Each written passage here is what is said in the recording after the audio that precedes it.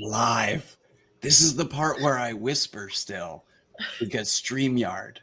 That's why. Anyways, welcome to CASAA Live, everybody. Thank you all for joining us today on this wonderful Saturday. It is Saturday, right? It's still Saturday. It is still Saturday. Gosh, I hope so. My days are running together so bad. So bad. But yes, thank you, everybody. Welcome. John Haymaker in chat. Bill W50, welcome. Skip Murray is here. Excellent. Christy, Addie, Danielle, Peggy at eSig Source, welcome. Jeremy is here. Whole bunch of great people here. Adrian, I see you guys. Mallory Gates is here. Welcome, everybody. It's Saturday. We're here to do the darn thing. Real quick, I gotta know, hey, how are you, Kristen? Real quick. We'll start with me again. Doing good. Had a pretty good week, except for the blizzard that came through. Of course, we have to talk about the weather. What else are we going to talk about, right? Well, it's April. Of course you're going to have a blizzard. It was crazy. It was like this windstorm and snow, complete whiteout, trees banging against the house. It was very scary. And thankfully it didn't last too long, but we have snow on the ground again after having like 50-degree weather the other day. Yeah, spring was like, just kidding. Yeah. Well, that's Wisconsin. If you don't like the weather, just wait a minute and it'll change. Yeah. But but other than that, I'm trying to think. There was something I was going to talk about, and now I don't even remember what it was. Oh, well. Must not have been that important. That's why my parents used to always say, if you can't remember, it must not have been that important. Yeah. But everybody's healthy. My son's got his taste back from COVID, so that's good. Good. Good. Tested negative, and I think that's about it. Good. I got my taxes done. Yeah. Last month. Taxes. Sorry, I had to get that dig in on you. Put it off to the day before they're due. Alex, hey, how are you this week? Hanging in there. It's Saturday, so that's good. It is. It's springtime around here. It's finally looking like spring. Yeah. Everything is just mud, though. We've had a bunch of rain, and so everything is mud. I don't even refer to this as spring. For me, being a landscaper, working outside, doing what I do, this is just mud season. That's pretty all much. it is. It's just mud season. Yeah, I don't like spring. Yeah. So, but yes, thank you everybody for joining us. We do have a special guest on today. We have Dr. Brad Rodu, who will be joining us later to talk about all sorts of good stuff. And Alex, we've got some legislation at the end of the hour. What do we got coming up today? It's not much from last week. There's nothing really different. So, we're looking at Hawaii.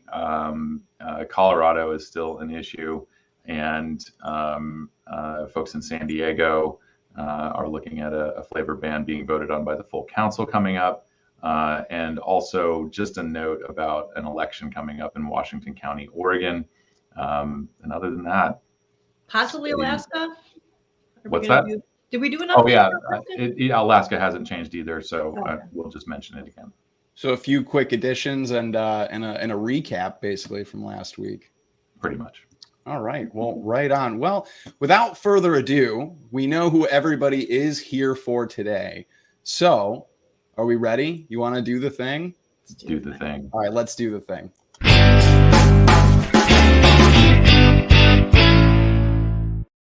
We just have a deep dive bumper still. We need to get like special guest explosions, fireworks. But yes, everybody, welcome Dr. Rodu. Thank you for joining us today. It's a pleasure to be here. Yeah. It's always a good time around here on a Saturday. Always a good time to talk about tobacco and tobacco harm reduction and nicotine and all the sorts of things, which is kind of your area of expertise. So for folks here who don't know you, aren't familiar with your research or your writing, give our audience a rundown of who you are, what you do, and how you got into this space. Well, I'm a professor of medicine at the University of Louisville in Kentucky, and I hold an endowed chair in tobacco harm reduction research at the Cancer Center here.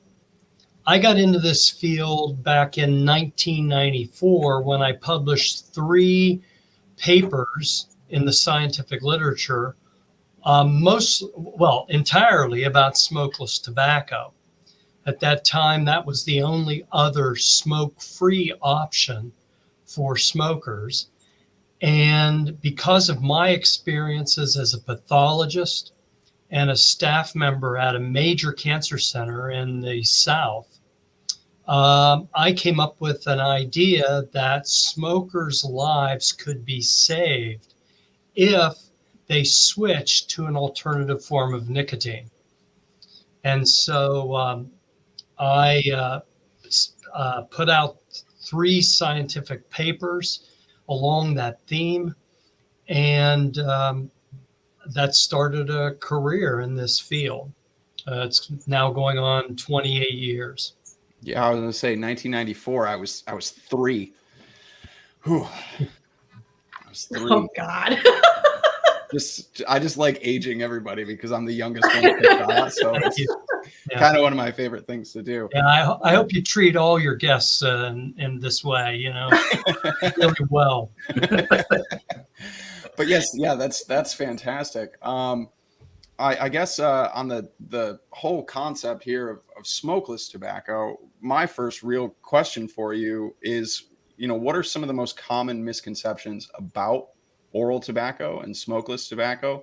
And within that category, which is kind of broad, we've got snus, dip, chew, we have newer nicotine pouches as well. Are there really any risk differences kind of within the category? Well, let me address that by starting at the beginning.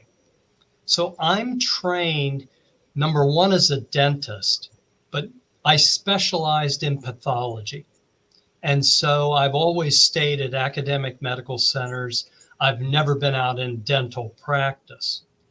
And as a pathologist, I saw biopsies first at Emory University, where I trained, then at the University of Alabama, Birmingham, a large cancer center.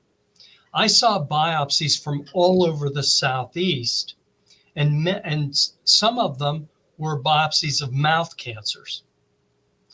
And so for years, I would diagnose probably 50 or 100 mouth cancers a year in this biopsy service. And I would also, at the cancer center, be on the team which takes care of the clinical problems of patients with cancer who are getting radiation and chemotherapy.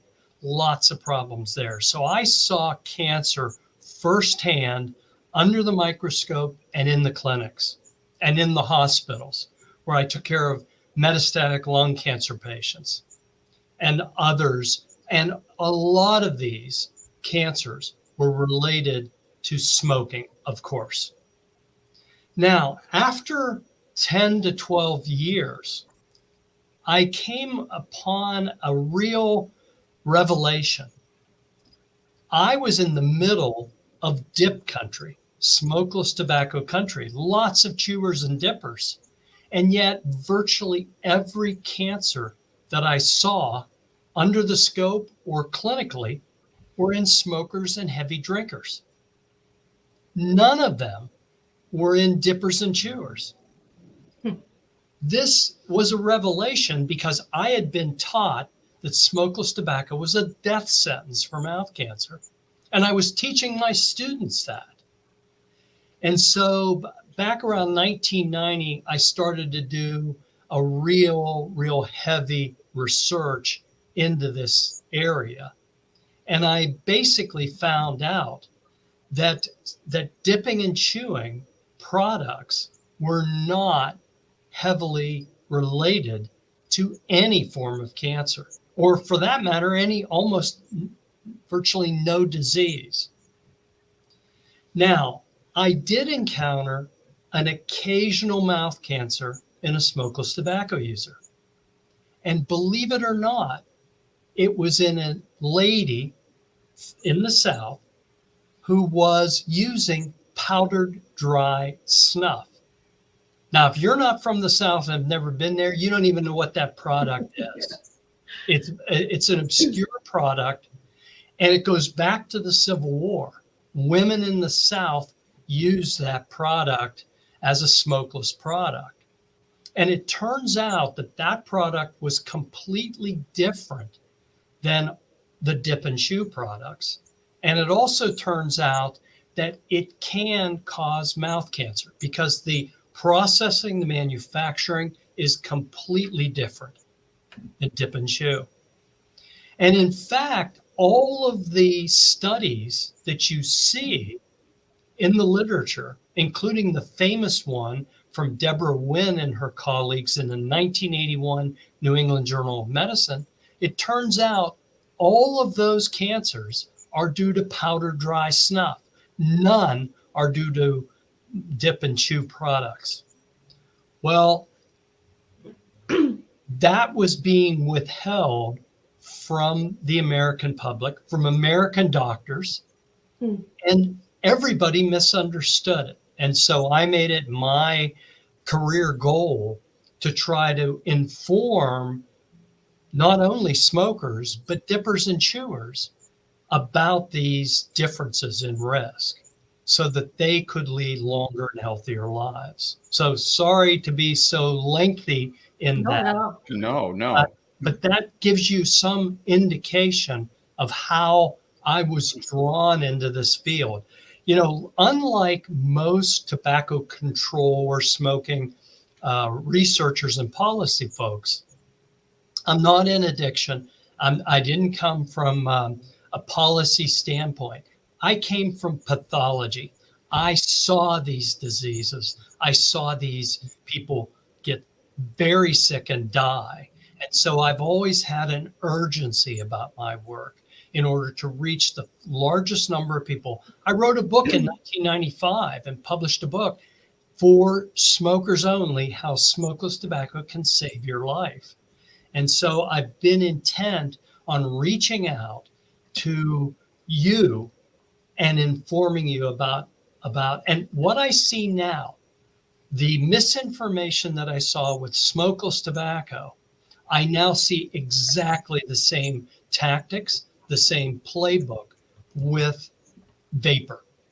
And that's why I'm trying to correct some of the most egregious misinformation that's coming out. I think you may have kind of answered a question that I always have, and I always sort of struggle with, sort of pinpointing and with kind of evidence. It's sort of a what did they know and when did they know it kind of thing, as far with regard to the sort of misinformation or withholding information. And I've always I have pegged it around the early to mid 80s, especially around when Skull Bandits were introduced, and there was a marketing campaign. It's sort of, I guess it's kind of one of the early examples of modified risk being thrown at the industry, and so you can't make those claims. The ad, of course, was take a pinch instead of a puff, which exactly. Any rational consumer is like drink Coke instead of Pepsi, not this is safer than that. But it is kind of shocking to me to hear that it really is. We've sort of known that. CASAA has known this, thanks to your work and others, that all of this misinformation is based on the dry nasal snuff. But how is it that researchers at the time, I mean, were the intellectual, the logical tools not available to say, oh wait, this is a completely different thing compared to moist smokeless or even chew, and where was the disconnect there? Well, I can tell you, Deborah Wynn, when she published that study in the New England Journal of Medicine, it went nationwide.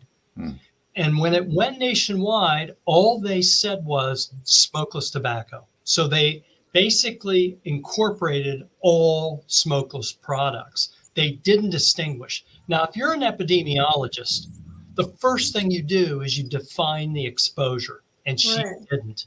She didn't fulfill the first thing an epidemiologist is supposed to do. So that was misinformation from the get-go, and she never backed away from that, except in two very obscure meetings where she admitted that she'd been studying only dry powdered snuff. She did that in two obscure meetings that nobody's ever heard of.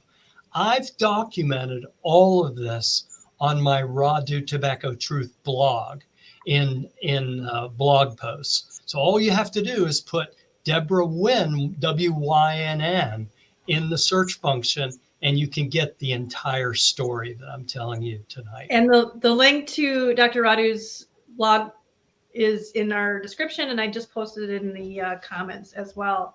Do you think, Dr. Rodu, do you think that, I mean, obviously this is just opinion, you can't say for sure, but was that intentional? Was she a part of some kind of like anti-smoking groups or anything like that, that she would have, that kind of links you into thinking that that was an intentional mislead, or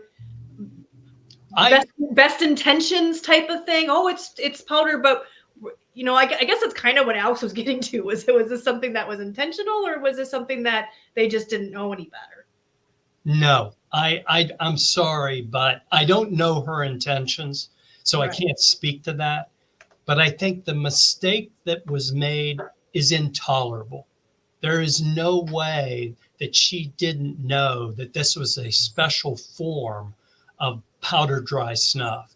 And the reason is it was all in women. Men don't use that product in the US.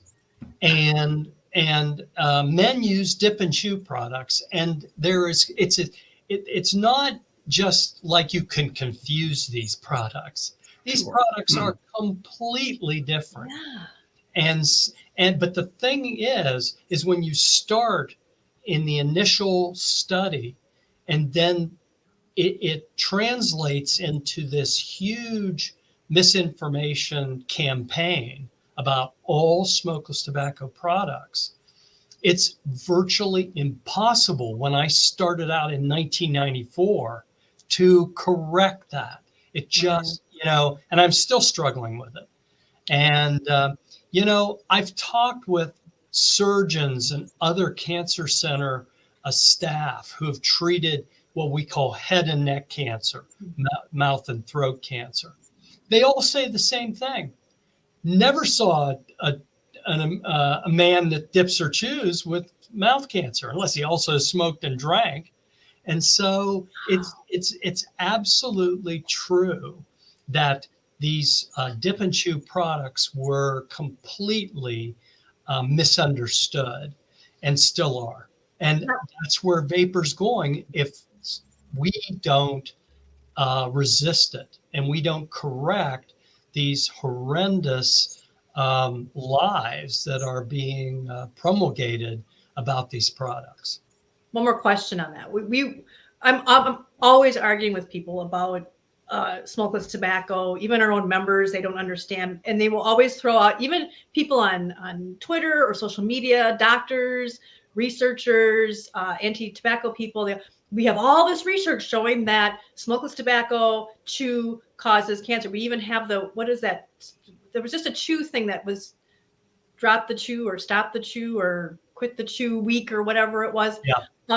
And they talk about all these studies, but is it really just this one study that they're all relying on? Or are there any studies that came out that actually tried to prove the same thing? Were they like vaping studies where they're like, the conclusions don't quite match the data that they actually came up with? Or well, Wynn started it in 1981, but there are a number of other studies that are entirely consistent with Wynn's results. There have been epidemiologic studies in men and women. In fact, a recent study, and I blogged about it, the lead author this time is WYSS, W-Y-S-S. Okay, and I blogged about this. They found, this large study found that women had this very high risk. It was up around 8 or 9 relative risk for mouth cancer from smokeless tobacco. Okay. Men had no risk at all. And so it again is very consistent. All of these studies are perfectly consistent, but you've never heard this story because they're committed against all tobacco products. So they took those same results, and instead of saying, hey, regular chew doesn't cause any of these things we've been claiming or we think it causes, it actually does cause it because of this small tiny group of women who are getting it from something that barely anybody uses. Well, here's what this last study did. They took men and women and combined them for their main results. Oh, Then wow. you get a relative risk of 9 and a relative risk of 1. You get something in the middle. And they said, oh my God, this is bad. Okay. In their other tables, however, you can break them down. And when you break them down, women had a higher risk and men had no risk. So, but again, you can't convince anyone of this alternative story when they believe that these products kill. And it's almost like nitpicking. And we've often said that this whole thing that they're doing with vaping is not new. I mean, that that's right. That they've learned, they basically cut their teeth on smokeless tobacco. Yes. Absolutely. Logan, did you want to? Yeah, I was just going to ask, back when that study had come out, before you got into to research and whatnot, was there any resistance from the scientific field at large, pushing back against that initially, or was it just, kind of automatically accepted as truth and that was it? That was it. Yeah. It was automatically accepted by everyone. And there was virtually no pushback at all, professionally or from the media. It's interesting that powder dry snuff risk. It's real interesting because Wynn has some text in her study where she says this risk that she found translates into 26 cases of mouth cancer per 100,000 users. Okay. Mm-hmm. And that was kind of her bottom line. Well, think about that. Let's apply a 50% mortality risk to that. Okay. This is powder dry snuff, the most dangerous form of smokeless tobacco. Let's apply 50%. That makes it 13 per 100,000 people are going to die from mouth cancer caused by this powder dry snuff. Okay. You know what the rate of automobile deaths is in this country? Sure, yeah. Somewhere around 10 to 12 per 100,000 users of automobiles. Nobody ever puts it into that perspective when they talk about these risks. Right. And look, I'm not trying to explain the powder dry snuff risk away. Nobody uses that product, and as far as I'm concerned, nobody should. But it has been completely blown into ridiculous proportions. Myth. It's literally a myth. And let me, sorry to interrupt one more time. And the average age, and these are National Cancer Institute studies, the average age of a woman who gets a mouth cancer from powder dry snuff is 78. Wow. That's the age she gets it. And guess what the average age of women are in this country? It's somewhere around 78 to 80. So sure. Are they losing a lot of life expectancy? No. And again, I'm not trying to dismiss it, but and that was after somewhere around 55 years of use on average.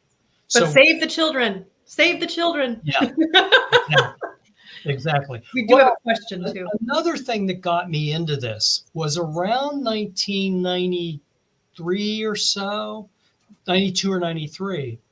There was a Surgeon General who decided that this was, and it was a lady, I don't remember her name, but again, it's in my blog.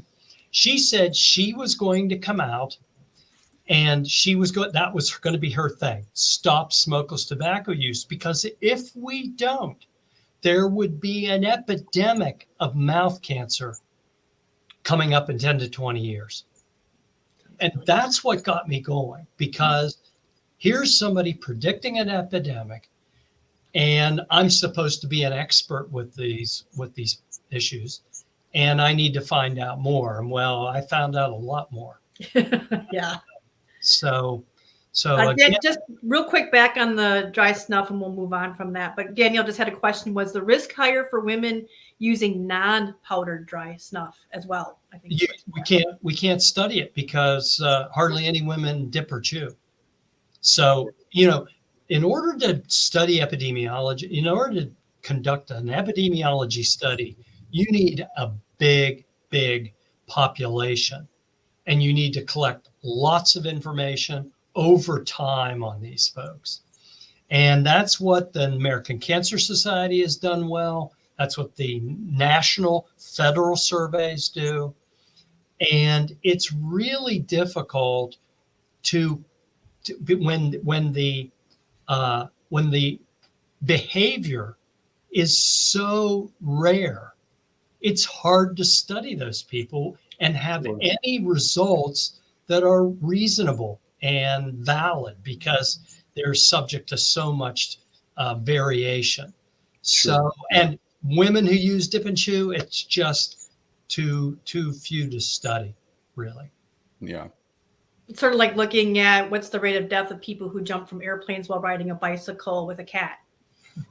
Yeah. It's like if you don't have very many people doing it and 2 people die from it because only 2 people did it, you're going to have a high death rate. Oh my God. Listen, I'm genuinely curious now. So any researchers out there looking for, a grant, there's an idea proposal right there.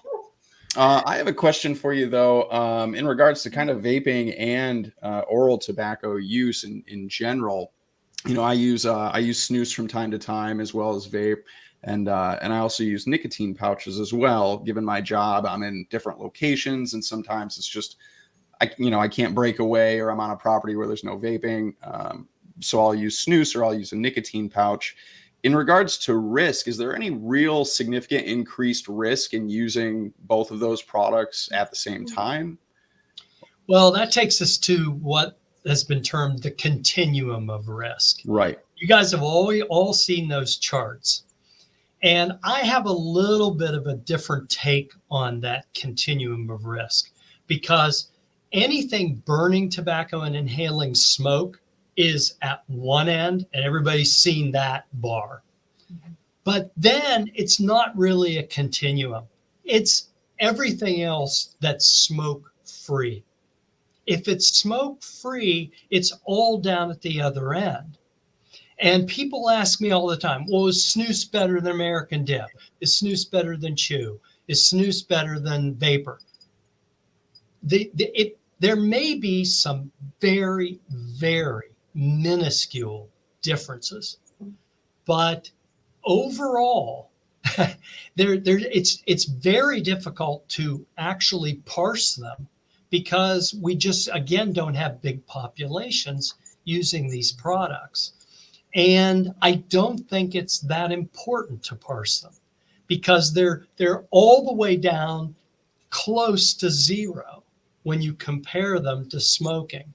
And so I really don't think that focusing on these very tiny differences are really that important and that productive, to be honest. Yeah. So even using them in conjunction with each other, there's no significant increase in risk anywhere. Absolutely not. I think, in fact, if you switch products around, you're better off.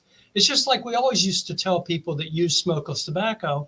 You get a little sore, you get a little white area, what we call keratosis, which is not a precancerous lesion, by the way, in smokeless users. Just move it around a little bit. And it'll disappear within a week or two. That'll go away. So it's all about using different products is not an issue. I mean, I used to get that little thing from when I was nicotine gum or a lozenge, because you do the same thing with it. You kind of chew it a little bit, and then you sort of plug it in your cheek, just like they do with snus or whatever. And if I left it in the wrong place, you could start to feel it sort of burn a little bit, and maybe might get a little. So this idea that the tobacco is so different, it's kind of silly. I think I know that you, Dr. Rodu, spoke at we were both there at the Snus Con in St. Louis, and I've stolen a little bit from your explanation there with regard to continuum of risk, and again, we are splitting hairs, but I think one of the things that you mentioned was, if there is any kind of scale or smokeless tobacco that's potentially more harmful, it would be other than the nasal snuff. But a chew, simply because of the sugar used in the flavoring and curing process, I think that's something that's going to affect your dental, your oral health. But that's really kind of it. Yeah, chew is cased in sugar. That's right. There's no doubt about that. It's also used in bigger volumes, and it also stimulates a lot more saliva. And saliva is protective of the teeth. And so some people who use chew, if they're not brushing like they should, yeah, they might get some cavities or some gum issues, but it's not automatic. I think it's a matter of taking care of your mouth regardless of what you do. And of course, we go back to smoking again. Nothing is worse for the gums and the bone that hold the teeth together than smoking, because that's a systemic exposure of all kinds of toxicants. And you can't compare that to anything else. I just spoke to a dentist that I know very well. He's he's an exceptional practitioner up in Cincinnati, Ohio. And I asked him, seen any side effects of vaping? He said, nothing like smoking, nothing like smoking. And he's very comfortable with the dental condition of vapors. Yeah, you see dental associations and stuff sharing these studies that have come out, supposedly how it affects your mouth and the bacteria in your mouth and all this stuff. I mean, my gums never got better since I quit smoking and switched to vaping. They very much got better. So I did not experience that. So I don't know. I mean, the studies were very flawed, but then you just see all these dental associations just kind of, the dentists see it and a lot of them believe it, but maybe like your friend, that they see the study, but it's not clicking. It's not matching up with what they're actually seeing in practice. I don't know. Possibly. Do you think that since the majority of people who do vape or who have switched were previously smoking, do you think a lot of dentists look at, those kind of residual harms that carry over or damage that's been done by smoking, and now we have, they have a patient who's currently vaping, and it's easy to maybe just attribute those to vaping? Is that a common thing that happens? Do you see that a lot? Oh, of course. I mean, this is one of the main problems in studying anything with vaping, is that the vast majority of them used to smoke or are still smoking. And so it's very hard to discern the specific effects from vaping, separating them from smoking. And I think a lot of the researchers, to be honest, don't care about distinguishing when they can blame vaping for almost anything indiscriminately. And I think that all feeds in to this sort of this nonsense about trashing all nicotine and tobacco products. It's frustrating too, because it seems like they completely ignore a lot of the anti-tobacco groups will come out and say, we have to protect these people. It's, poor people and minorities, and they're the most frequently the victim, and then blame everything on vaping or smokeless tobacco or whatever, and seem to completely ignore all the other behaviors that people in those same groups do. Like my husband, I mean, he uses snus, and he vapes, but he used to smoke, and he used to drink Mountain Dew, like I can't even tell you, so much. And so his teeth were really messed up, and I could just easily see them. He comes from a minority area and not high income when he was growing up, and so that was what he grew up with. And I could just see going to the dentist and just saying, well, it's because you're using your vape, or it's because you're using snus, not because he drank all that soda when he was in his teens and 20s, or that his diet was not the greatest, or that he smoked, and that's so frustrating. I have a question here for you. Seeing successful transitions away from smoking to snus in countries like Sweden, what are, I guess, some of the biggest barriers to having that kind of success here? Like, what would we need to do here in this country to, move towards that kind of success? Well, let me give you a little background on snus in Sweden. So, everybody thinks that snus has, over the past 20 years or so, all of a sudden replaced smoking in Sweden. And that's really not the case. When I first started doing this research back in the mid 1990s, for us, for myself and the epidemiologist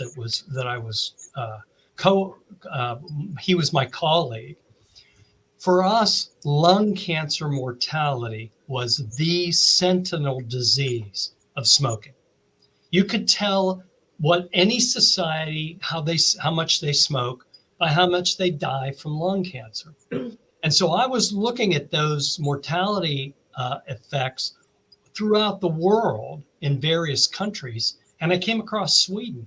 I couldn't believe it. And this data went back to the 1950s. Sweden was distinct. It was the only country in Europe where the lung cancer rate was very, very low. And it was only in men. It wasn't in women. Women always had lung cancer rates much more similar to other countries in Europe. And so I said, I got to get over there. I have to get over to Sweden and figure out what's going on. And of course, I knew they use smokeless tobacco. Some of that had come over here. That's the basis of our dip products. And so I had, through contact, I was able to meet Carl Fagerstrom. And he's the world famous nicotine psychologist, nicotine expert. And he put me with one of Sweden's most eminent physicians.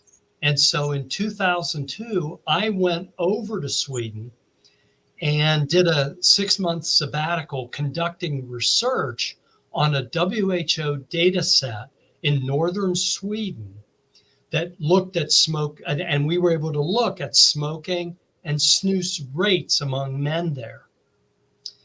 And, by that time, 2002, I had developed my work here in the US.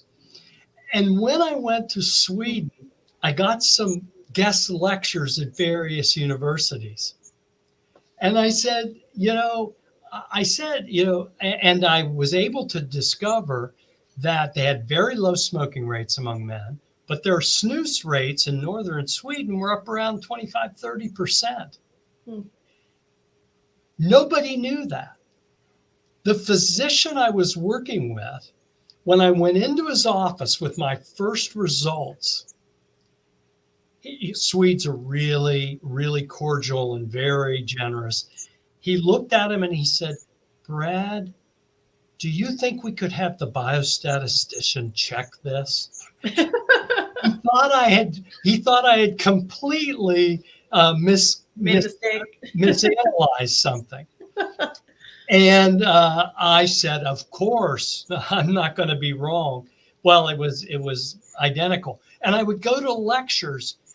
Snus was such a part of the social environment of Sweden, of its history, that they never even thought about how it had replaced smoking. And so a lot of what I was telling them, I'm not saying it was brand new, but it was really remarkable how they hadn't thought of it in those terms. And then I brought that work back, and it got more and more exposure. And then we had more and more people here and elsewhere pick up on those themes. And I'm very proud to have kind of been the first person to have kind of exposed the world to what I called the Swedish Experience. And it was a lot of fun. And I still hold those memories. It's been 20 years since I was over there. Wow. And we published a series of papers about snus, diabetes, obesity, how snus's impact on smoking. We published several other studies of that and brought it up to date in 2009 and later. It's been a lot of fun. And so anyway, did I answer your question, or what do we need to do here? Yeah. What can we do in this country really to see that kind of success, the kind of success that just had you gleaming over how, how they moved away from smoking and didn't even realize it? Like, what can we do here to emulate that? Especially, I'm going to addendum that, especially with the fact that people here seem to say the Swedish Experience, as you put it, are somehow different because Swedes are apparently from Mars or something. I'm not sure. So tacking that on there. No, they have different gums, different teeth. That's that was the first thing we heard was, oh, that's Sweden. That can't happen in the U.S. And of course, the Swedes, to their credit, they tried to distinguish snus from American moist snuff, and there are differences. Swedish snus is a somewhat cleaner product, fewer toxins, but the Americans have also, in the past 20 or 30 years, brought the toxin levels down to where they're competing with Swedish snus. And so, and even then, when they were higher, they weren't causing mouth cancer, as I explained earlier. Right. So again, you're making an already safer product even safer. Yeah, exactly. Sure. Exactly. And, one of the things I think, and we're all in this together, but one of the things we have to do is not let these smoke-free products disappear or not let them be regulated out of existence. And that's why I am really critical of a lot of the research that's coming out now, especially about vapor, because I was critical of the smokeless tobacco research, but years later. And all of us now are not letting that happen, where a long time, it was a long time after those studies where we finally came to the realization that those studies were faulted. Now we know a lot faster, and we just have to not let these studies become part of the regulatory agenda. We have to make sure that the FDA knows that there is another side to a lot of the findings that these studies are making. And that's what I've been trying to do in my blog, is present other features and other things about these studies that people need to consider. And snus they did get an authorization in the U.S. Do you think that's going to help with more people accepting it from the FDA as being reduced? What exactly did they get, Alex? Did they get reduced? Well, they're the General Snus from Swedish Match. It's like 8 different types. They're the first product to receive marketing orders through the PMTA process, and also, I think they're the first to receive modified risk. Yes. Yeah. The question is, and I don't know the answer, to be honest, have they actually rolled out the MRTP information? I've never seen it. Now, you guys may buy snus and may have seen it, but I haven't. I think Swedish Match has been very slow at actually doing anything with the MRTP. And it's a very narrow authorization. Yeah. All of these are very narrow, I think, probably with the exception of 22nd Century. Dump it all over that. Swedish Match's proposal was very strictly limited to existing Swedish Match customers, which I imagine is really hinging on, they're relying on word of mouth, I think, to get that out. But yeah, we're not going to see social media ads or even a poster. You're not going to see a sign in front of a convenience store saying this can help you quit smoking. So we have an MRTP, but it's nowhere. Yeah, I just don't understand that. I just don't understand. It would have been interesting had IQOS not been removed from the market because of the patent issue. They got an MRTP, and they, I think, were going to do something with it because it's compared with cigarettes. And that would have been much more interesting. And I'm really saddened to see the IQOS get involved in that patent dispute. And I think, I mean, there's some hope that if manufacturing moves to the United States, then they'll be able to get around that. I'm also kind of curious to see, this is something that CASAA, criticized Altria for during the TPSAC hearing, was that, part of their protocol is ensuring that people who are buying IQOS are already smoking. And of course, I understand that, sort of the boilerplate disclaimer for all of us is, if you don't smoke, don't start, or if you don't use nicotine, don't start. But of course, I think it's past time to acknowledge that people use drugs for reasons, and plenty of people are going to initiate nicotine use. And if they can do that with a less harmful product, that's fair. I think that should be acknowledged. But really curious to see how that whole sales process, I think according to PMI and Altria, it takes like 45 minutes to sell someone a setup. And then there's a lot of follow-up and so on. So it would have been interesting to see how that plays out in America. But I guess we'll have to wait. Wasn't that you, Dr. Rodu, who said that you were trying to get into one of the stores on the Spaces? Absolutely. I was at a pathology meeting in Vancouver, and my wife and I walked over to the store. They would not let me in. And I gave him my card. I gave him my credentials. I just wanted to talk with the staff. And I finally got in the door, but they wouldn't talk with me and offered me a cup of coffee. And then I had to leave. I mean, caffeine's fine, just not nicotine. Well, it's interesting. I mean, they are very, very serious about that. And what's interesting, we talked about the National Youth Tobacco Survey study. I have a blog post about that it claimed that there were several 100,000 IQOS users.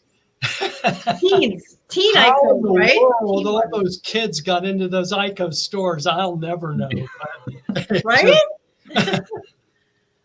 I remember you saying that on that's crazy. It just makes you really question how they're calculating their numbers for what teens are using. Is it really 2 million teens are using vapor products in the past 30 days, or are they messing up their numbers the same way? That brings up a good point, Kristen. And if you wouldn't mind sharing my screen, Gotcha. The federal government only takes their youth numbers out of the NYTS, which is on the column at the left there.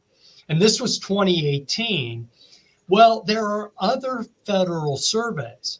One is called the Knowledge Panel, and you can see that the 2018 estimate coming out of the Knowledge Panel was 1.2 million or 0.95 million.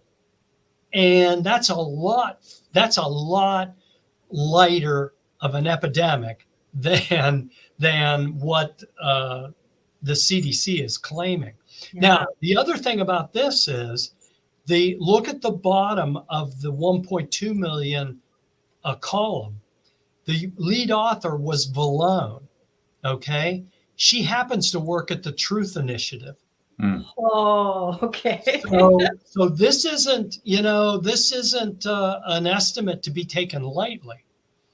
And I think there needs to be more discussion and more debate about how good the NYTS data actually is.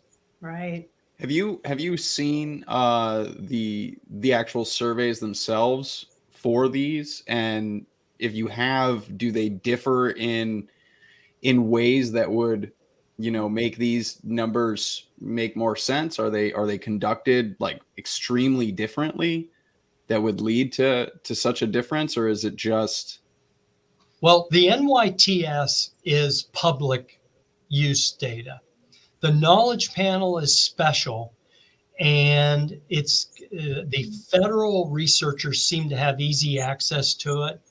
And you can also, if you're Truth Initiative, you can also purchase it in some way. I have never been able to get access to that data. I don't know what the structure of that data is. McKegney did, and he is a researcher, I believe, in the UK, and they also were able to purchase that data. So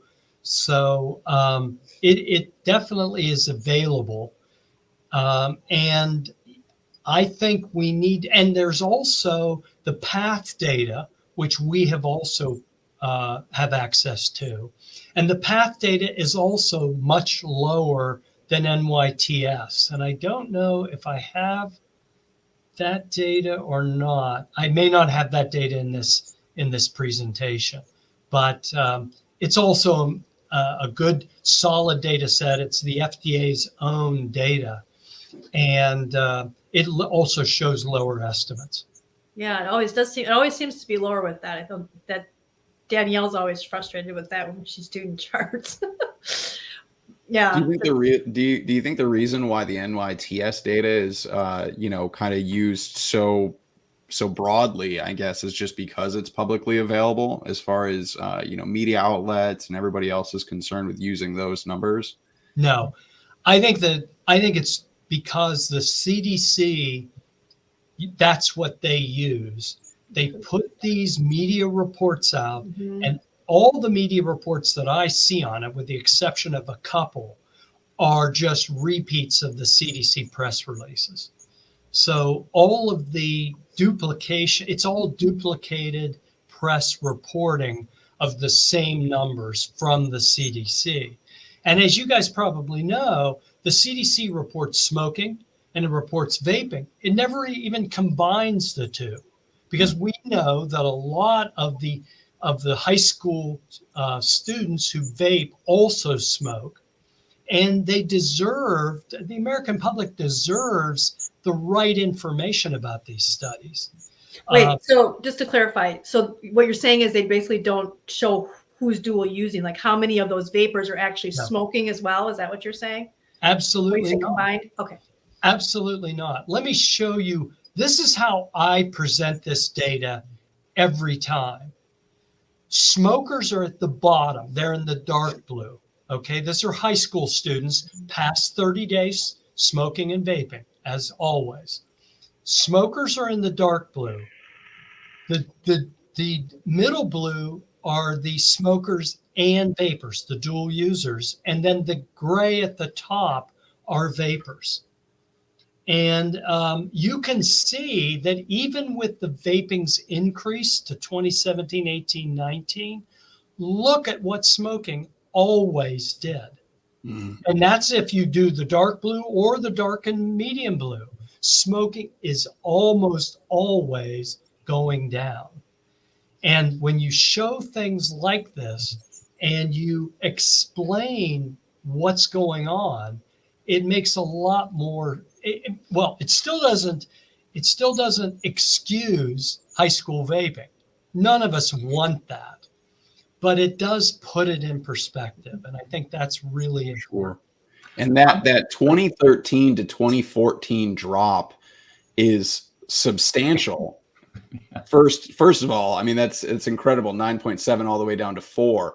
But that era is really interesting because, I was still 2013, 2014. I hadn't switched until 2017.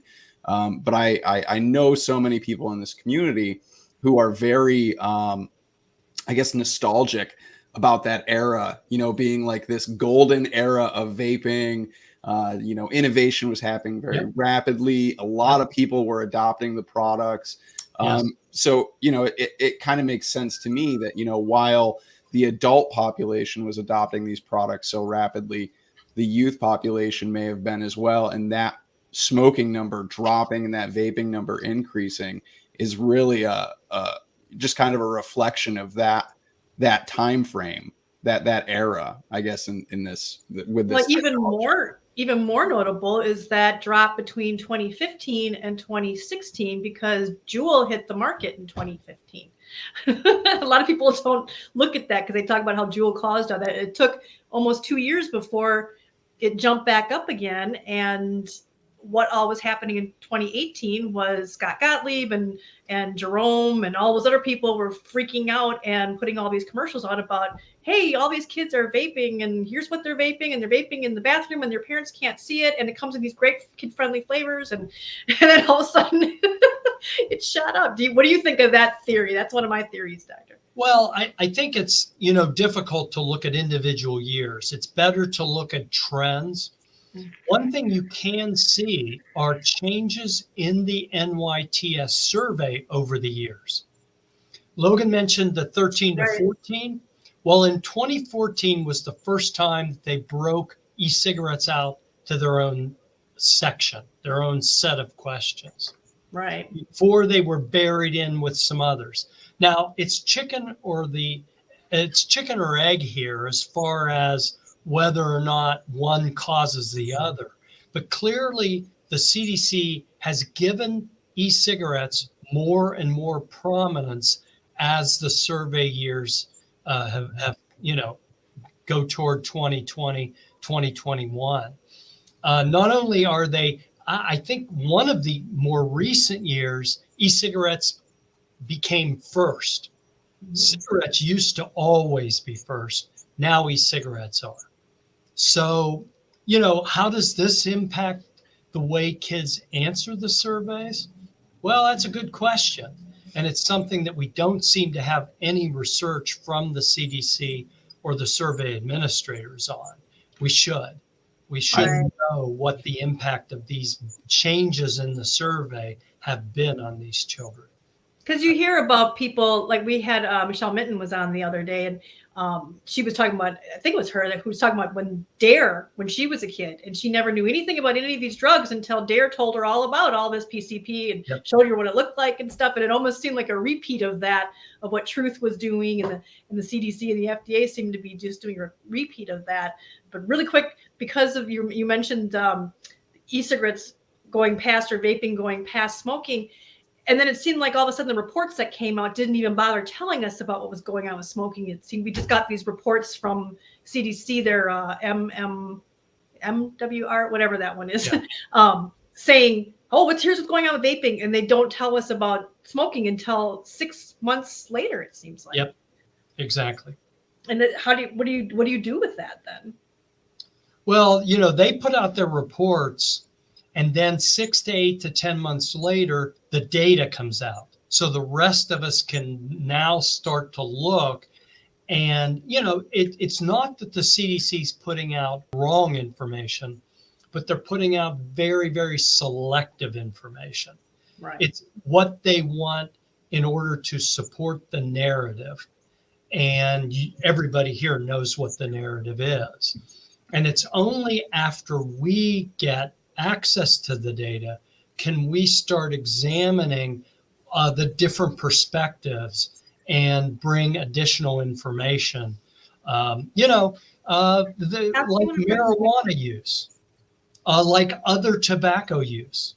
NYTS collects information on a lot of different things, and a lot of different things that impact vaping, and that we just don't get access to because the CDC doesn't think it's important.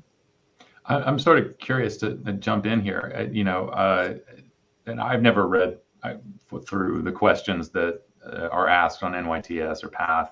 I get those snippets from Danielle and Kristen, you know, pouring over those things.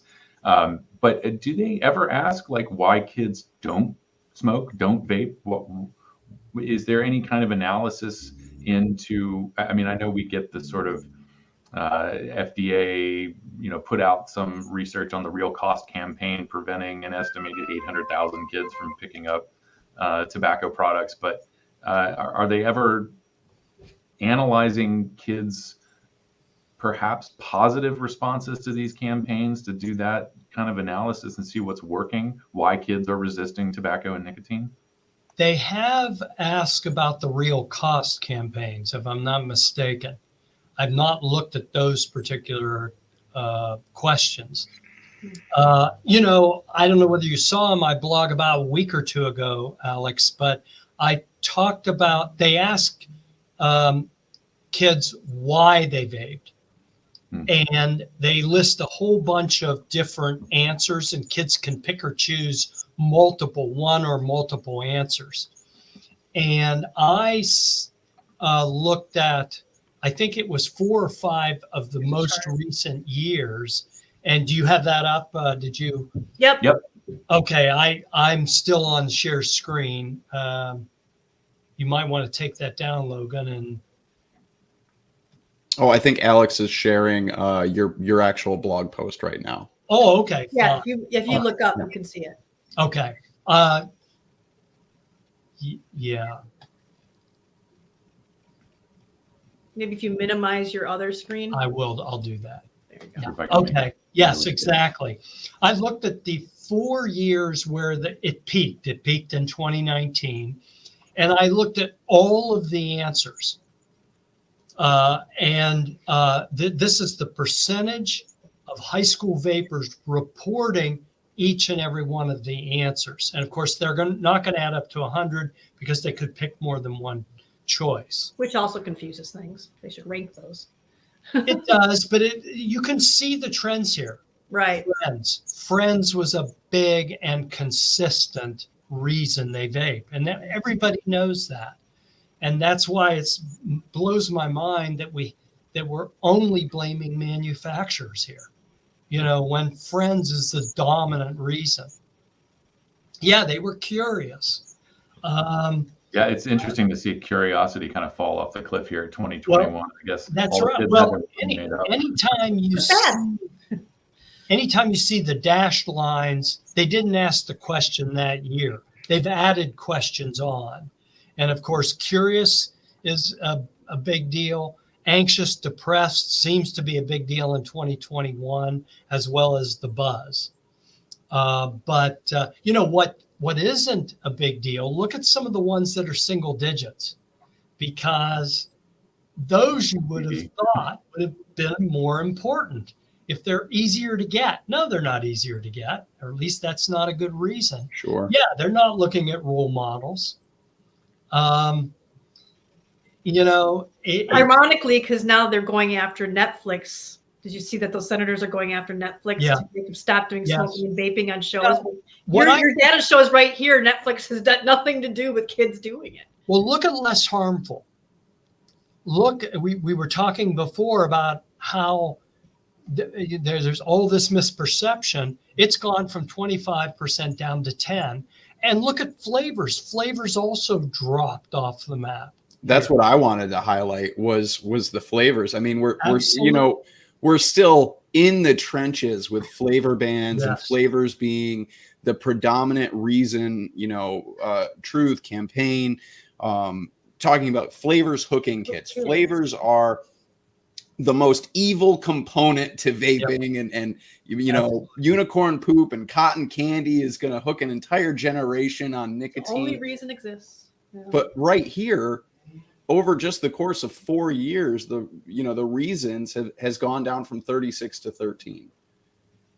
So, it's kind of baffling when you look at the data and then you go, I just saw a Truth commercial yesterday talking about flavors and how they were the most evil thing to exist. But that's not what the data says. Again, look at 2018 was when they were coming out saying, hey, kids, you've got all these flavors your friends are vaping. I'm still convinced that has the dare effect on that. I really do. Yeah.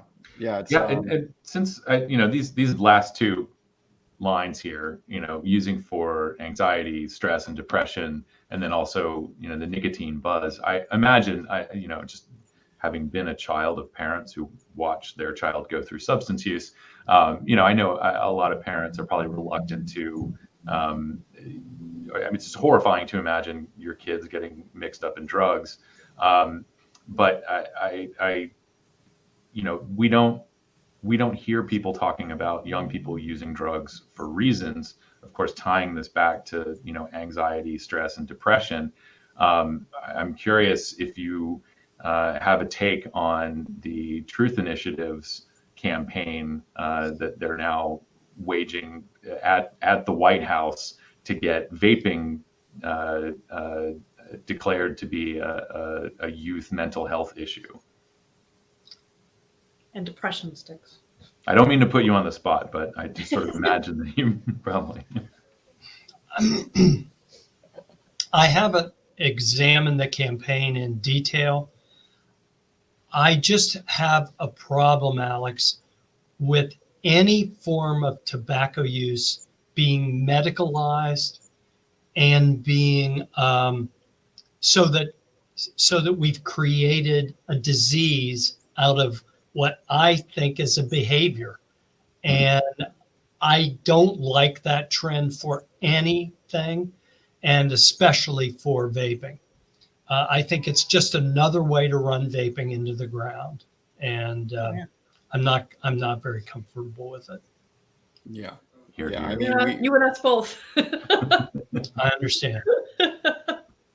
I mean, we definitely know, that people who suffer from, depression and things like that, anxiety, tend to smoke at disproportionately higher rates.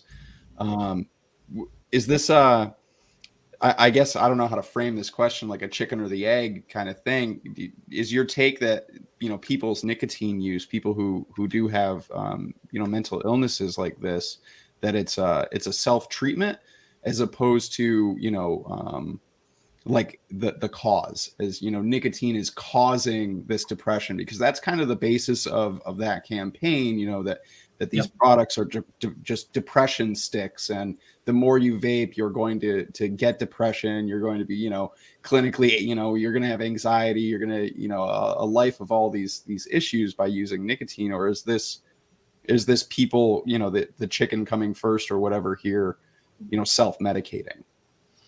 I think it's very complicated, and I'm not a psychologist. I can't address this question with a lot of expertise. My research colleague and I, a few years ago, tried to set up a study whereby we could parse the difference between for smoking as to whether smoking was a treatment for an existing mental health problem or was causing in some way within the causal pathway of a mental health problem. And we found evidence for the latter, believe it or not. But I still feel very strongly that some people smoke in order to manage their daily lives, even though there may be some influence the other way. I really believe, I grew up in a small town in Northeast Ohio, and I found out years after it was in Appalachia. I didn't know that at the time, but I knew the town. It was not a wealthy town, and I knew that people needed something to help them through each and every day. And a lot of folks smoked, and it helped. And that's another reason, I guess, that I'm very sympathetic to smokers, and I don't want to require them to achieve abstinence in order to live healthier lives. Right. It's not necessary. And there's no reason to make them do that. And, you know, it might be one case where healthier is not necessarily happier. Well, I'll give you an example. You know, when I was growing up, I wasn't thinking about tobacco, but my great-grandfather lived to be 99 and chewed almost up until he passed away from old age. And my grandfather, he died at 65 of a heart disease and a stroke, clearly related to his heavy smoking. Mm-hmm. And I remember my great-grandfather telling my grandfather, Worthy, you got to quit smoking those coffin nails. And this was back, I was growing up in the 60s. This was back before the Surgeon General's report hit. These people knew that smoking wasn't good for them, but my grandfather couldn't quit. Whereas my great-grandfather lived a full life chewing tobacco. Maybe that's one of the reasons I caught on back in the 90s. I don't know.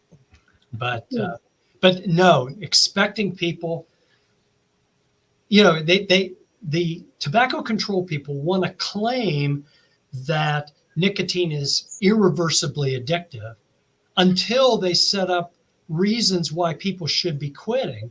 Then they say it's super easy. Just quit.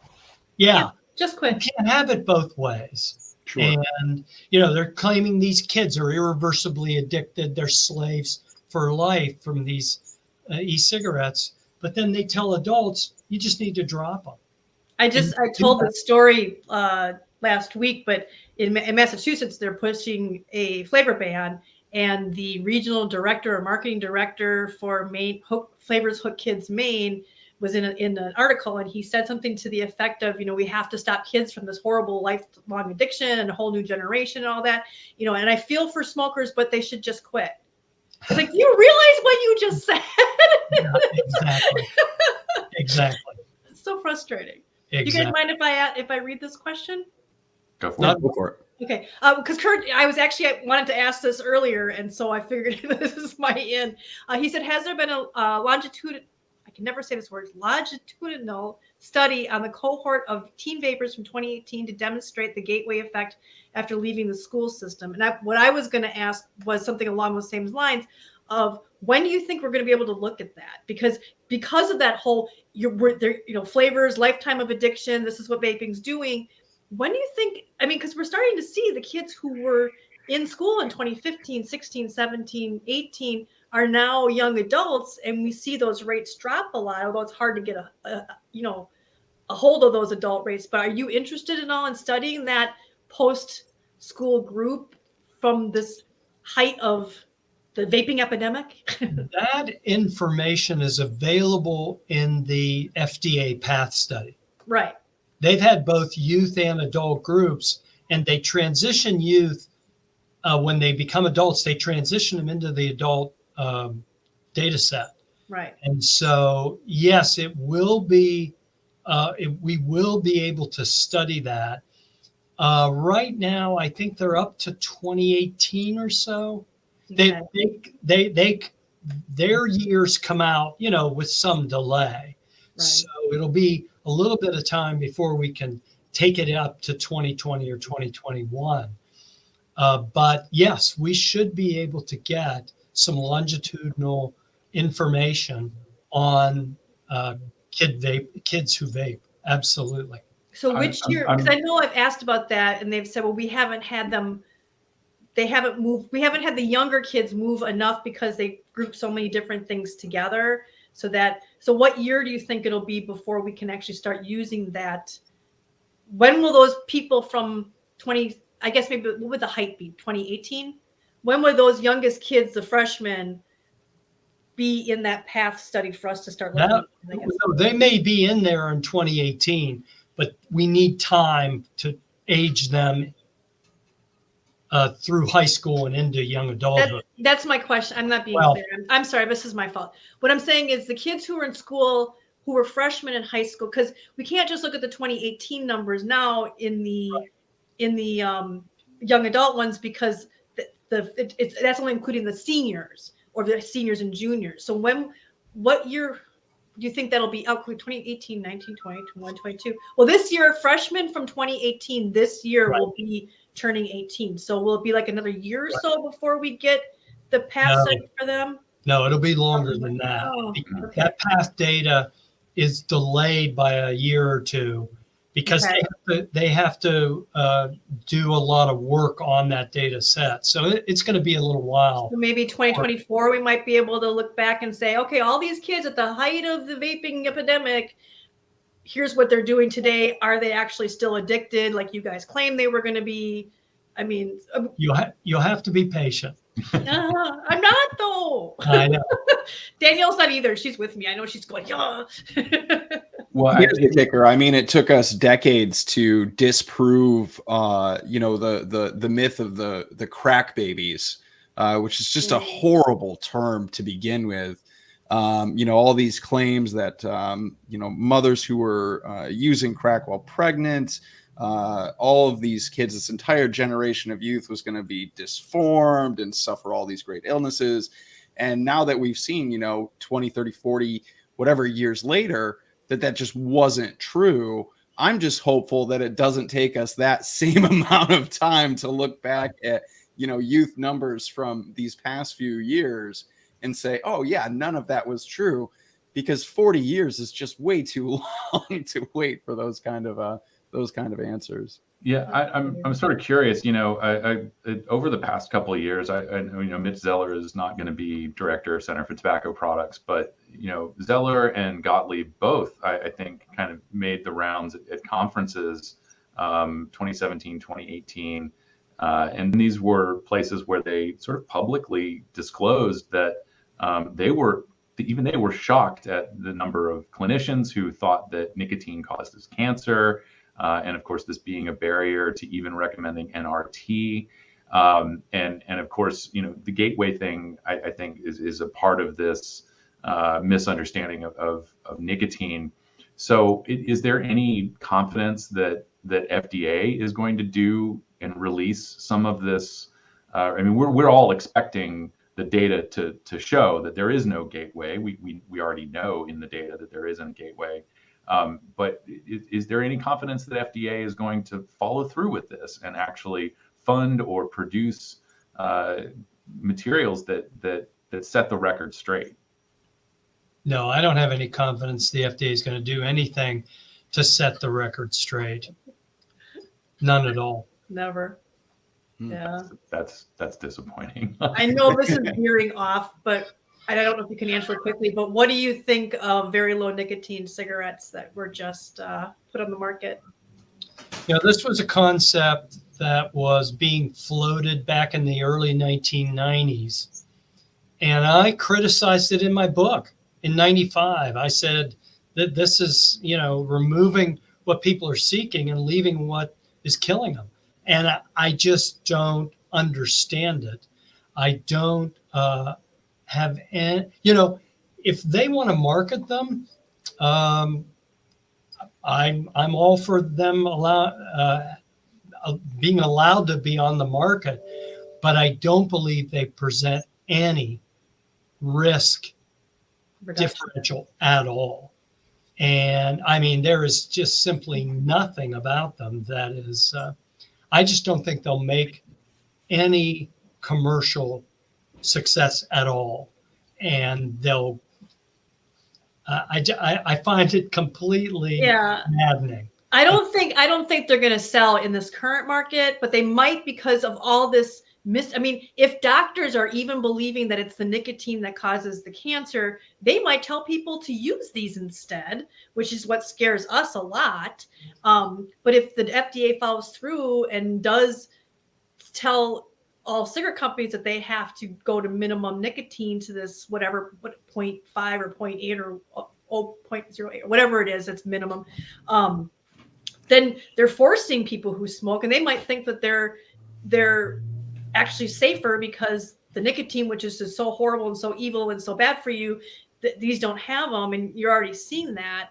And I guess my question is did you look? I've tried to read some of their studies because they troll on social media all the time and say, well, this is good because this will, get people to go over to vaping, because they won't want to smoke anymore. And, they'll get their nicotine from vaping. And I'm like, dual use, hello. But they say, well, there's this study and that study and that study. And I've read some of them and I'm like, either they're really small, small cohort. They locked people in hotels during the course of the clinical trial. Did you look at any of those? And I'm just really curious to see your opinion on the studies that they say proves this. If not, can you? Well, anybody can look at those studies. I mean, I think one of the biggest markets for these VLNCs have been federal grants that have been studying some of these cohorts, and I just the research is full of caveats. As you said, they coerce people. They do all kinds of things to recruit and keep these study subjects. And we need somebody to look at those and really break them down because they're using those all the time. And I'm seeing medical professionals and people saying, well, they're going to help people quit. And the studies show that they don't compensate like they did with the light cigarettes. So they don't overcompensate and smoke more. As I've seen questions in the chat, people saying, what are they going to smoke more? Well, according to their research, they've proven that you won't smoke more. You'll actually smoke 50% less after, 20 weeks? I think was their latest PR thing that came out and said that I think I tweeted that one.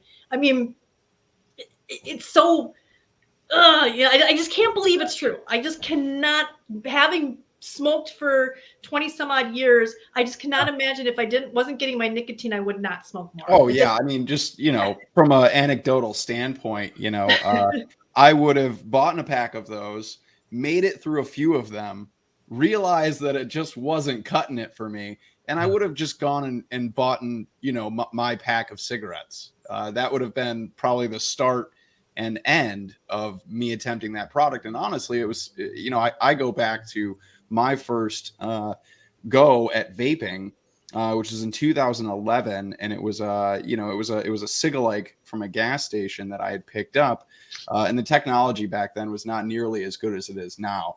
But it didn't do it for me either. And I had just, I had gone right back to the store and I went and I bought a pack of my cigarettes. So I guess I kind of attribute it to that as like, if people aren't satisfied by a product, I guess is the overarching theme. If you're not satisfied by it, you're just going to go back to what you know.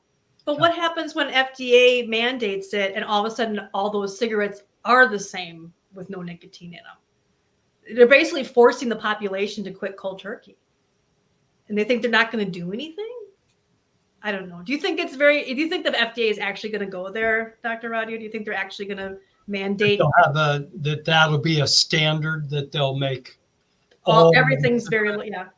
They're talking about it. I don't think I could possibly comment on what the FDA is going to do. Yeah. But I just don't know if they could. No, I just don't. I mean, I'm a big believer in the black market. Yeah.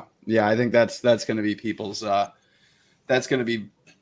people's last bastion is going to be products off the illicit market. And hopefully, if FDA does something as absurd as mandating that we have some more products that are better that have been granted marketing authorization that people could fall back to.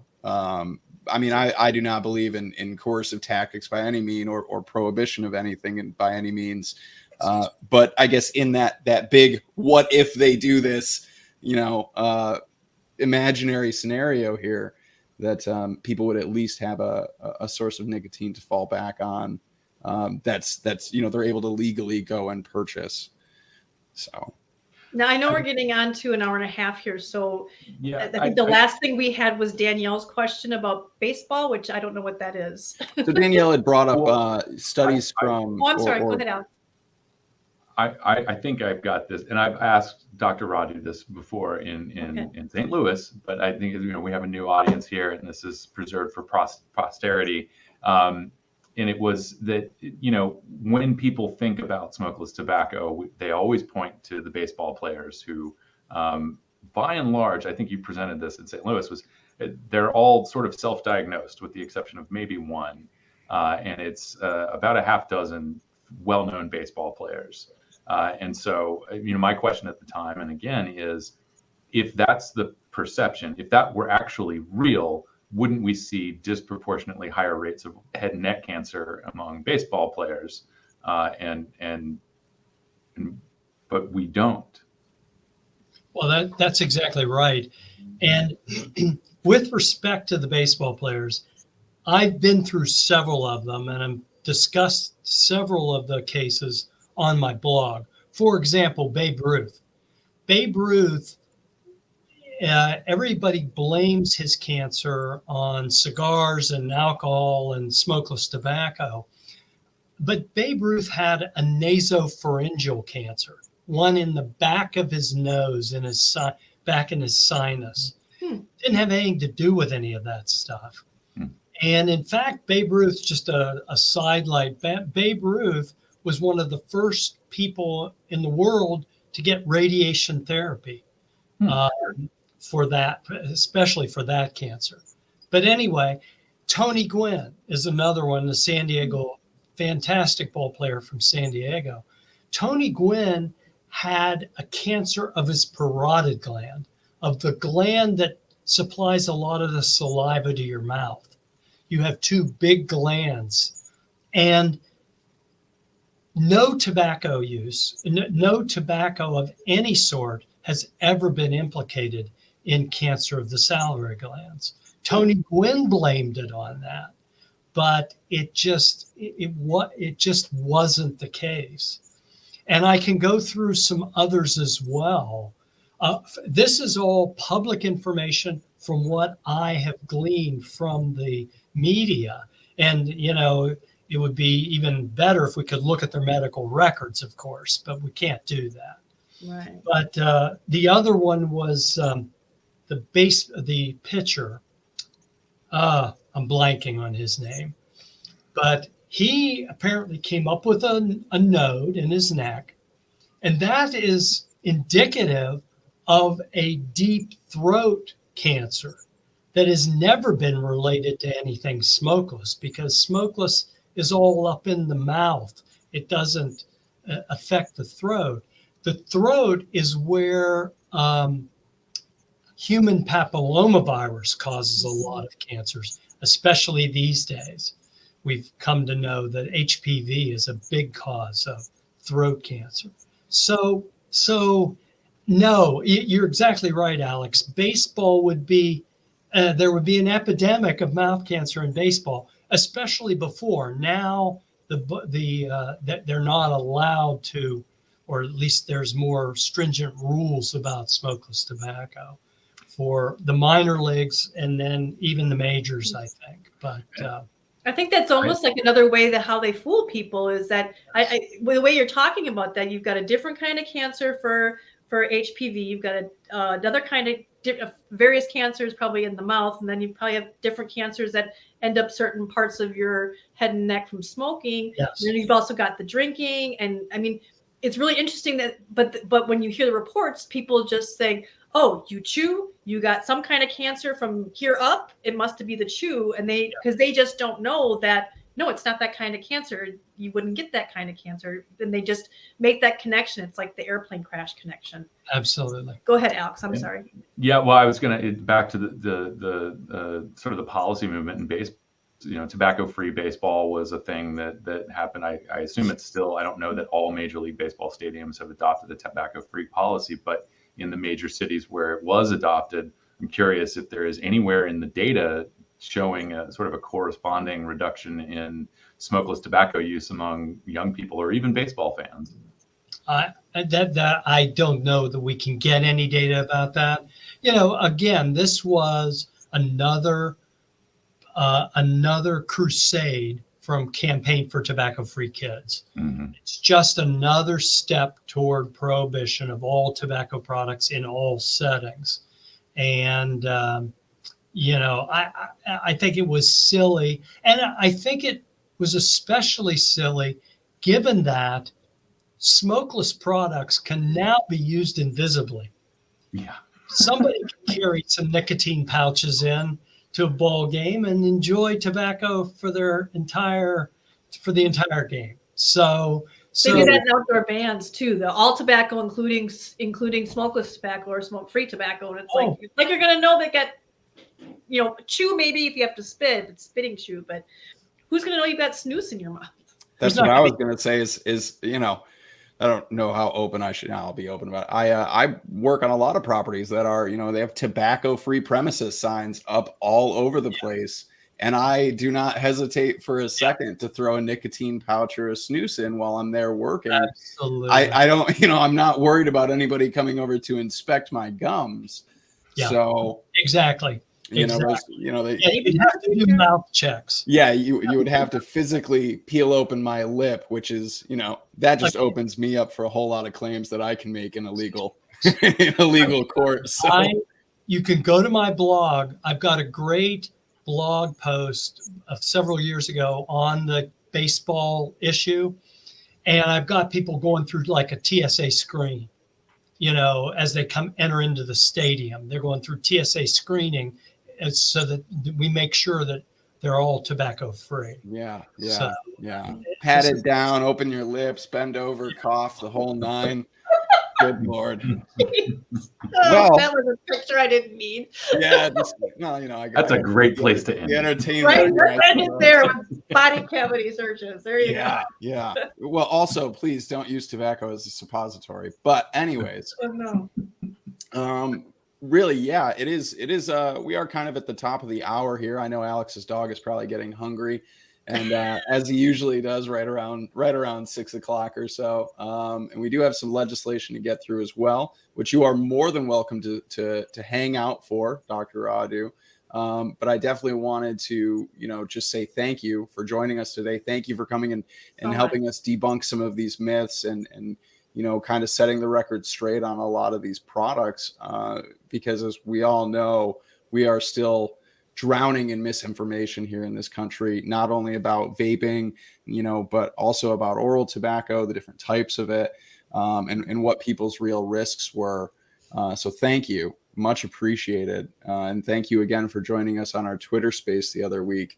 As well, to talk even more in depth about that NYTS data for people out there who are more curious about, you know, Dr. Rodu's analysis of that NYTS data. Please go check out our Twitter space that we had him on for. That's available, I believe, still on Twitter for a little while, because those go away after like 30 days or so. But that is also up and completely available on SoundCloud and wherever you find our podcast, that you can check that out there as well. And his blog, of course. And obviously, yes, his blog as well. But I guess that was just my kind of wrap up speech. Just lots of thank yous across the board. Yeah. Well, thank you very much for having me. CASAA is a special organization, and I really respect and honor you guys. And I'd love to come back sometime when you need another guest. So I will depart and go to dinner, but thanks for having me. Absolutely. Thank you. Yes, thank you. All right, Alex, what do you say? Should we do the thing? Do you want to do the thing? Just do it. All right, let's do the thing.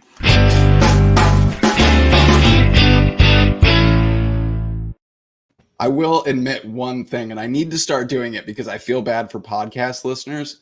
This doesn't seem very loud on our show. That bumper seems moderately, like, you know, a good volume. When it goes into the podcast, it's loud. And I feel like sometimes I really should be dropping volumes on every one of those bumpers all the time, but a lot of times I forget to do that. And so I want to apologize for podcast listeners out there who hear that bumper and have like PTSD from their damaged eardrums when they hear it. But I don't know. I'll get a version of it that we'll start putting it. Maybe we can drop the volume on or something like that. But anyways, that was just my sympathies to podcast users real quick post bumper. Alex, what do we have going on this week? What do we need to keep our eyes and ears on? You said we've got kind of some recaps and a few little heads up things to put out into the universe today. Yeah, I'll start with relatively new in Oregon. This is Washington County, Oregon. And just to kind of set the table here, we don't have anything really extensive about this going on because this is a ballot initiative.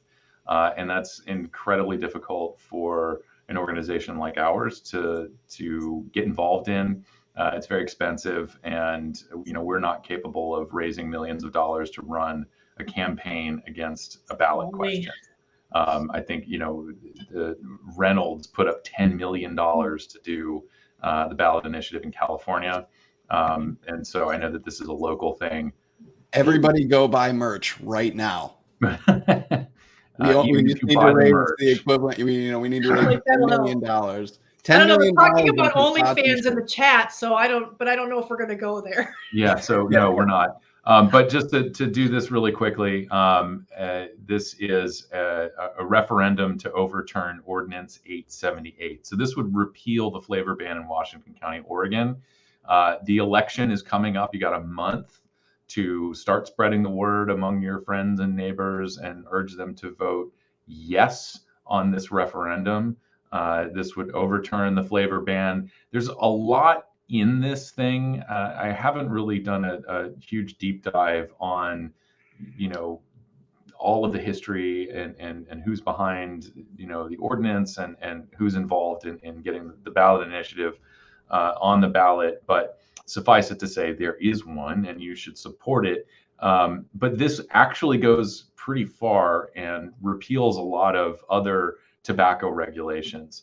Perhaps if the people who promoted this ordinance had had a little bit more foresight, they wouldn't have lumped all of this stuff together, because obviously smoke-free products and combustible products are two completely different things.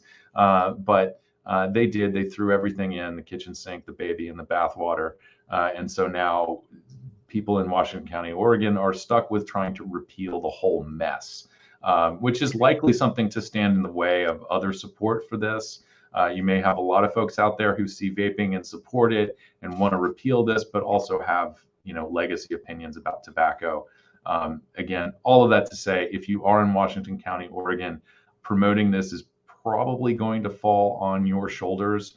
And we're even debating, when you get into elections, it's a different kind of paperwork and compliance. And so this may not be something that we can get engaged in. But if we are in a position where we can put up materials and things that you can print out and take around to vape shops or tobacco shops, and encourage people to support the referendum here, then we'll do it. But for now, it's just an announcement on our website, and everybody in Washington County should be aware of it. And yeah, that's that. You got a month. So Washington County, Oregon. We'll get back to the big clicky map here. Hawaii. Love a good clicky map. Yeah, love a good. Sorry, I just get really excited about clicky maps. Carry on.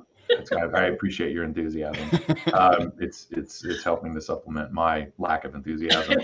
I'm here for you. I just want you to know that I'm here for you. Thank you. So HB 1570, I can't remember if we had these details last week, but this is now moving to a conference committee. This is, as far as I understand it, kind of the last step. I don't think that this needs to be voted on by a full chamber. The conference committees are made up of representatives from both the Senate and the House. And so they will ultimately decide the fate of this bill, which is a flavor ban. We are expecting a decision on this coming up here in a week or so. So it's the week of the 25th, which is another week and a couple days away.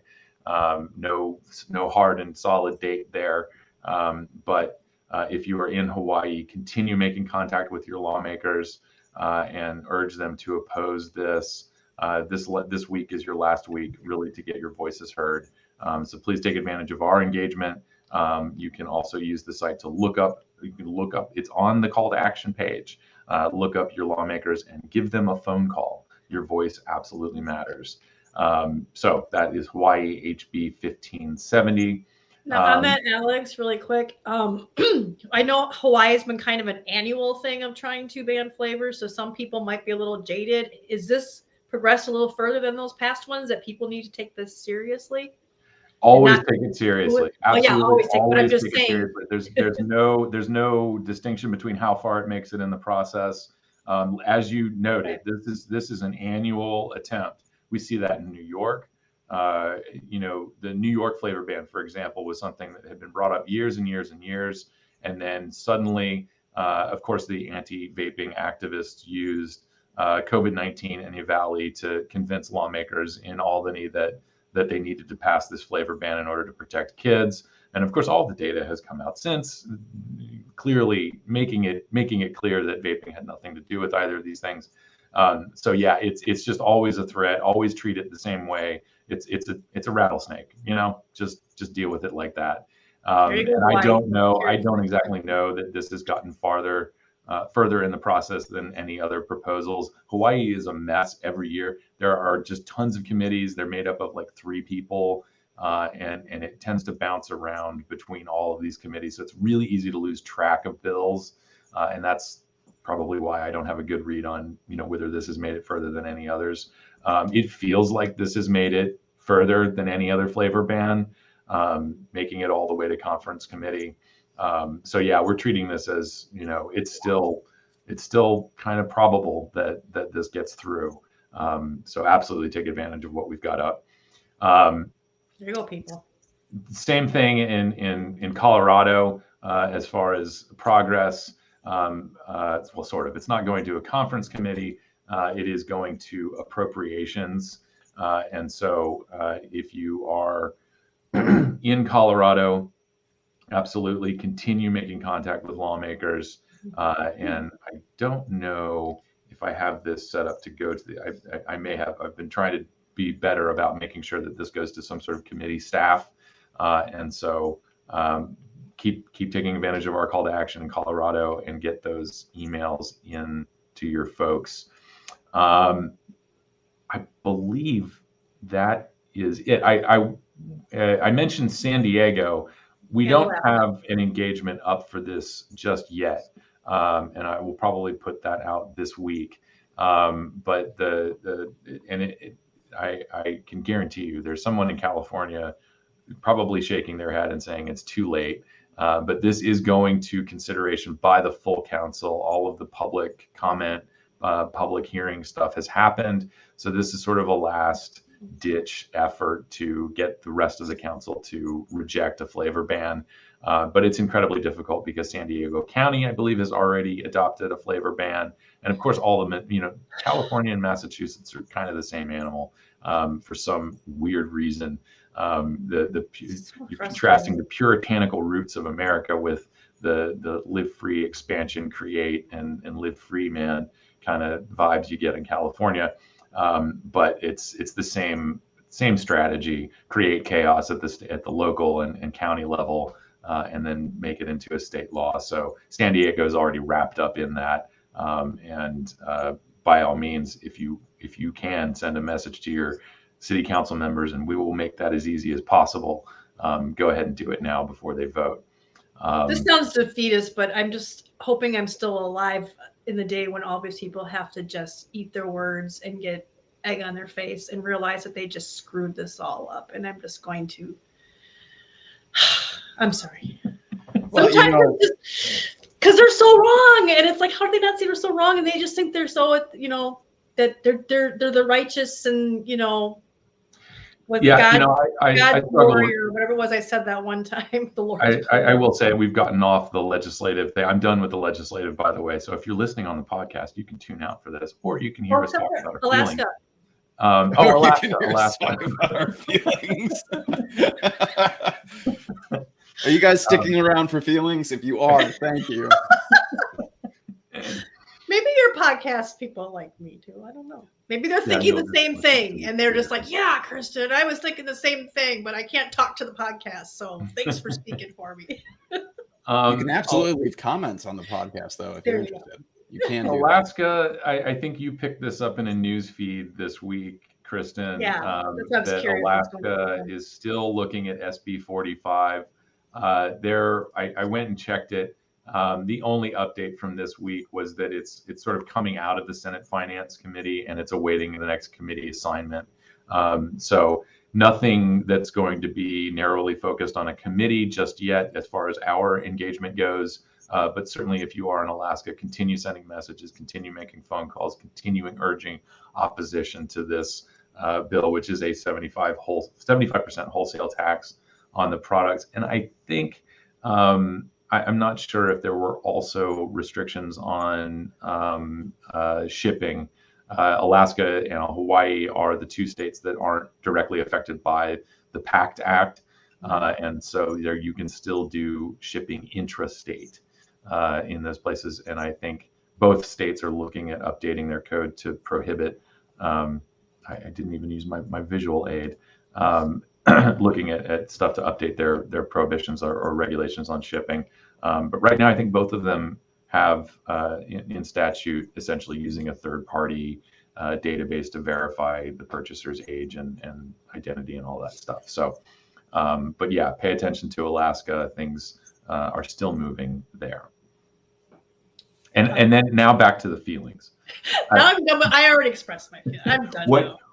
What you were saying, Kristen, I struggle with that too, because I don't like to be a vengeful or revengeful or vindictive person. To me, that sort of fits in with the sort of punishment-based policy that we're all fighting against. And right. It is, I think it's a very human desire to see justice done by way of punishment. And there was some thoughtful dialogue on Twitter this week about people confuse punishment with justice. And I think I have to do a lot of work, measuring my thoughts and feelings about this. Yeah, I absolutely want people's feet held to the fire, which is why I asked what did they know and when did they know it question about smokeless tobacco. Right. And it was, in the 80s, they had this information in front of them and they chose to continue to distort what the public was receiving in terms of information, and I think it's absolutely important that there is accountability here, but I don't want people. I don't think it's productive to advocate for people to have their lives and careers ruined. I just want them to adhere to the scientific principles of. I don't care if I just get an apology. I don't even. To me, it doesn't even matter if I get an apology. I just want people to, just get comfortable with the fact that we all make mistakes. We do things for weird reasons. But as soon as we understand that we've done something wrong, and this is something that CASAA is going to be held to as well. If we get 5-10 years down the line, we find out that vaping is causing some horrible disease that we didn't see coming. It's not showing up in the data, by the way. It's not there in the science. So we really don't have any reason to believe that vaping is going to cause these things. But if it turns out it does, we're on the hook. We're going to have to come out and say, we are now wrong and have to change our messaging and change our mission. I mean, that's the responsible thing to do. And I think it's fair to expect that of these other organizations, of people who are researching this stuff and not telling the whole story about tobacco and nicotine and how we can be doing different things to more productively change people's lives, help people change their lives. And that's what I expect from these folks. I don't need them. I don't need heads on pikes and, No, I don't. And I'm generally, if you ask my husband, I am generally not a person who holds grudges. He is for sure, but I'm definitely, I don't for sure. I generally don't hold grudges. But there's just they have just abused us for so long.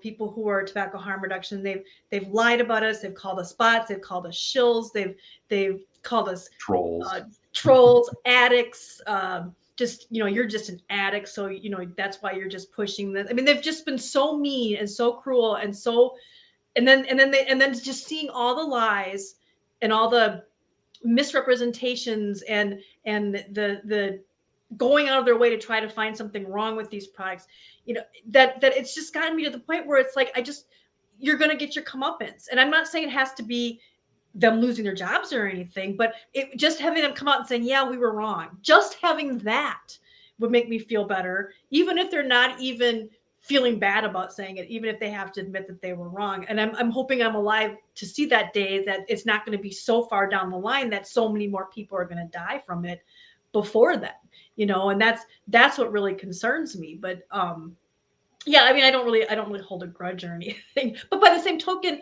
we might have, you said we might have, that's what I was going to say, is that we might have our comeuppance or whatever, but along the same lines, we've always held that if we found something out, that it's our duty that we would let people know, that we're not going to hide that. So if we find out that, diacetyl or some kind of cinnamon was another one, or batteries are exploding or anything, we've tried to make sure we let our membership know about this stuff and let anybody know about this and put it out. So I feel like we've been responsible. So the chances of us later on down the line, yeah, if something comes out with, that's it's causing a cancer or something, I don't think it's so much on us, because we've never said this is 100% safe, you should have no worries. We've never said that. We've never misrepresented it that way. And we've always had it in our kind of our ethics that we're not going to hide stuff if it comes out, because we're trying to be the truth tellers. And if the truth is something, you need to stop putting this in your vape or don't do that or whatever, we're going to say that. So I think we kind of cover ourselves. I'm very proud of us for that fact. So, and with that, I think that's a good spot to end. That is a good spot. Positive feels. We're sharing the feelings. I love it. Yeah, and absolutely. I mean, we should all strive to be able to be open and honest when we make mistakes or whatever it is. And I don't personally care about a massive public health apology from those on high as much as I care more about, course correction from this point on. I think that would be, the biggest apology, if we could just kind of correct course here with nicotine policy, not only here, but around the world, for sure. Anyways, yeah, this is a great place to wrap it up. We are rapidly approaching the 2-hour mark here. So for those of you still around, thank you. Thank you. Huge thank you to all of you for sticking around. Let's see. The spiel. I got to do the spiel. Okay. CASAA at CASAA.org. I feel like I haven't done the spiel in forever, and it's only been a week. Anyways, the spiel, you guys. Head over to CASAA.org. If you're not a member yet, go ahead and join. It's absolutely free. We don't spam you with 1,000 emails a day. You can sign up for all the different things and check out the blog every week that Kristen works so hard on. Head over to our site, which Danielle has worked tirelessly on to make absolutely beautiful. I'm getting there, Danielle. Jeez, I'm in the middle of the CASAA part of the spiel. She doesn't even give me a minute, but yeah, absolutely. Check out merch. I mentioned it earlier. Danielle also worked really hard on some awesome new designs, and there is going to be a sale starting next week. I don't remember the exact time, somewhere around like 10 something at some point somewhere in America. The sale starts on Monday. Yes. Ooh, Nick showed up. Thank you, Nick. Good stream. I was hella late. He said, yeah, you missed Dr. Better late than never. You did. But yeah, head over to CASAA.org, sign up, become a member. It's absolutely free. On top of that, we have a state group on Facebook for every state that exists in America. All of them, I promise, they're all there. So head over to your state. You can join that state group, get more involved in all of this. The more of us and the more involved we all are, it's just better. It's just a good thing. So head over to CASAA.org. For podcast listeners, there will be 2 versions of this here podcast available on Monday. The full version with Dr. Rodu here answering all of the questions and all of the brilliant things that he said. That'll be available. And also just the short little rundown from Alex this week on legislation, that will also be available for you as well on a separate podcast, a little quick commute to work kind of need to know information podcast, but definitely give the full thing a listen. And please, wherever you are right now, whether you're on Facebook, YouTube, on Twitter, please click that like button, click that share button, get it out into the world. Make sure you're subscribed here, please. It definitely helps us. It definitely helps get the word out across the board. Spread that, preach that THR gospel into the universe. And I think, as far as I know, to my knowledge, we're all here next week, same time, same place. So 4:30 p.m. Eastern, 1:30 over on the other coast, you got to use your Google Foo for everywhere in between or around there, anywhere else in the world. That's it. That was a horrible version of the spiel, you guys. I tried real hard. I feel like I haven't done it in like a year, and I just did it 7 days ago. I don't know what happened. My brain. Somebody in the chat said we should do this every week. We should. You got it. Okay, I propose that we do this every week too. Well, we kind of do it every week. I mean, the only time we don't is if there's a conflict, but for the most part, the goal is to do it every week. And Bruni, it's CASAA, not SSA. Yeah, double S is Gotta get that. We don't want ass in the middle of our name. Come on. I used to run CASAA bumpers in a different show I did years ago, and I used to always say it like real weird, and people used to pick on me for it because my bumper always said, head over to CASAA.org. That's CASAA. That's like that's just how I said it. Yeah, because people would be like CASAA.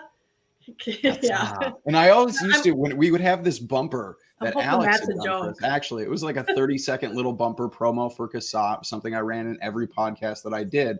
And every time afterwards, I would be like, CASAA, because it's soothing, you guys. When you just CASAA, it's a nice way to wind down. It's a beautiful acronym. Until somebody's like, hey, what's CASAA stand for? And you're like, Consumer Advocates for Smoke-Free Alternatives Association. Rolls right off the tongue, you know? Brody's apologizing. That's okay. It's not like we've never seen that happen before. Yeah, I was going to say for like a year or so, when I would see things and want to send myself an email with a link, I was sending it to the wrong. Oh, no. to aclark@cassa.org. Oh, which no. is nobody. But it didn't get bounced back to me. So maybe there's an Alex out there who's getting all kinds of tobacco stuff. It's like, we're just like, wow, this is really useful stuff. Yeah. Anyways, that's going to do it for us this week, you guys. Thank you so much for being here. Thanks for tuning in. Thanks you to everybody who is here every week. You guys are incredible. Rock. We'll be back next week. We're definitely going to do this every week. I think that's a fantastic idea. We will try. All right, everybody. Be excellent to each other. Stay safe out there. Take care. We'll see you next time.